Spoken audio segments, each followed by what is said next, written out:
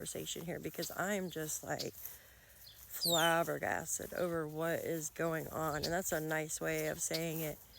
It seems like the Jack and Lily case is turning into a case of like Sebastian Rogers kind of.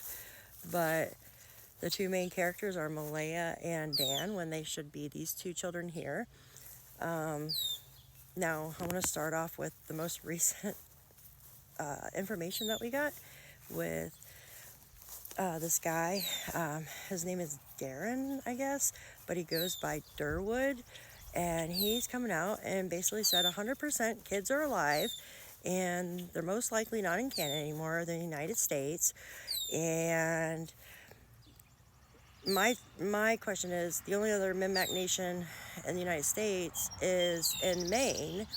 Now, if it's true that the kids were spotted in Plattsburgh, New York, would it be because the kids came through the border in New York? New York is a little bit more liberal than Maine. Maine's a little bit more conservative, so maybe it was easier to cross the border because Maine and Nova Scotia would be closer than, per se, New York and Nova Scotia area, but they are border states, and you can get entry there.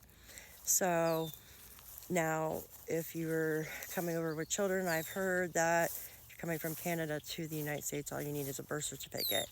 And birth certificates don't have pictures on them, so of the kids.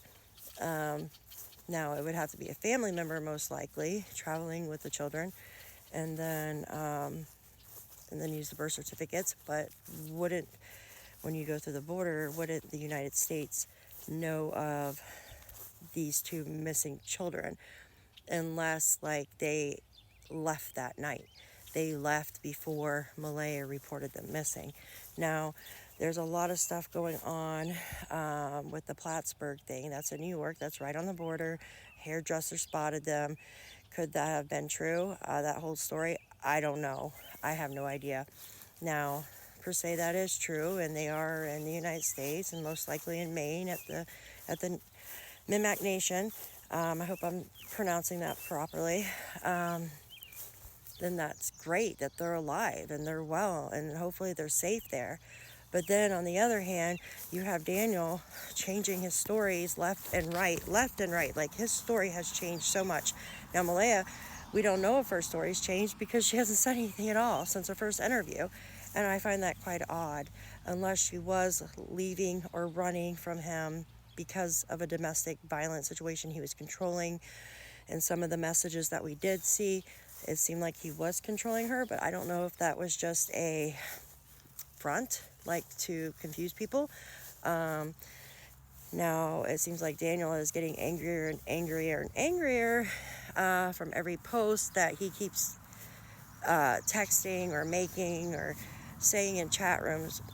First he started off nice, saying, Malaya, I will be the Daniel you met at the waterfalls. Now it's Malaya, Meadow and I will visit you in prison.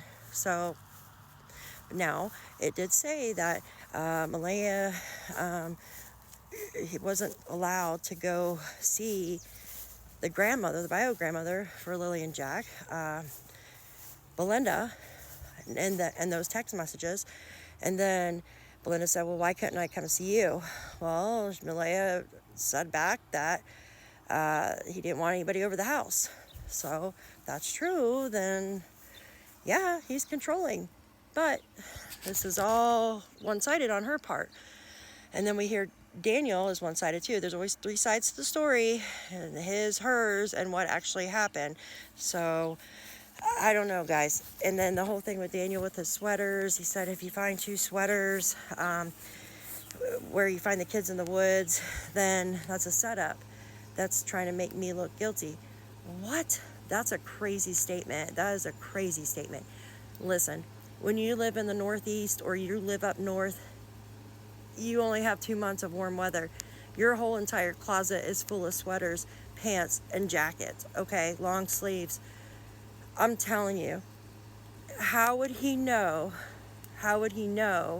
unless he saw someone take his sweaters, that his two sweaters were missing? You know what I mean? Unless it was his favorite sweater, he wore it every day. But you're not wearing sweaters right now. It's warm right now there, okay? It's warm there right now. It's not cold.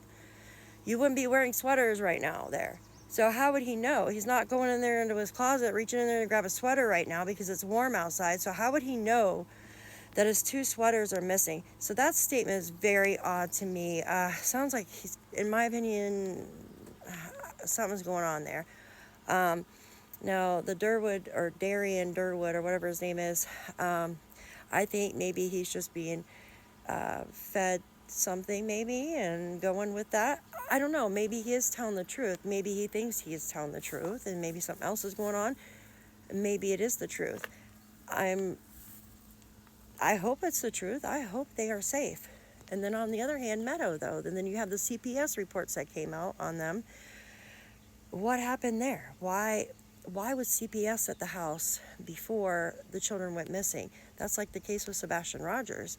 CPS had come out but we later found out because Sebastian had told his teacher about an incident with Chris, and then we found out that he told one about his mom, and then something else going on. So we're finding these tidbits of information out as the weeks go by, and that's not right. Nothing should be changing. The story should be the same for how long it lasts until the kids are found. But the story should never drift away from what actually happened.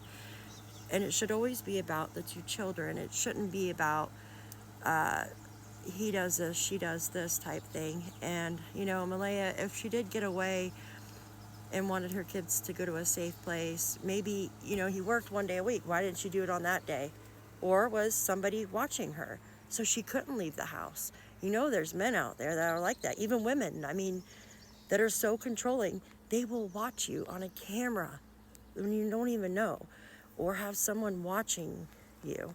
So we don't know the situation. And now Daniel can't see his kids. We've heard Malaya has the baby taken away. It's just odd that now all this information came out with Daniel. He can't see his kids, and now supposedly the baby's been taken away from Malaya. Did that even happen, or is it just trying to make Malaya look worse than Daniel? So there's a lot going on here, guys. What do you think about this? I feel like it's like if anybody's feeling bad for Malaya, it's like Daniel comes out and says all this horrible stuff about her, in my opinion. Now, I'm not saying she's innocent or anything, because why didn't you just have your mom pick them up if you felt scared? Well, maybe he didn't want her mom to come over. Maybe he didn't want her to go see her mom. Maybe that was the case. Who knows? You know what I mean? But I'm telling you, as a mother, if I was in that situation, I would fight to the death to get my kids out of there. Like, there's just no way. You have to make sacrifices. And something's just not adding up here, guys. And if she really was a domestic violence survivor, I guess you would call it, she could go and tell the police this. Like, why would she be in trouble for that? Why would they take her daughter Meadow away from her for that? You know what I mean? There's more to the story than what's going on. And then with the guy, Darren, I'm just calling him Durwood. He said Daniel was on substances a couple of years ago and goes to classes for those now. I'm telling you, if the neighbor was correct about the parties and all the substance stuff or whatever, kind of, you know what I mean? It's kind of all making sense. You know, were they both doing it? You just don't know.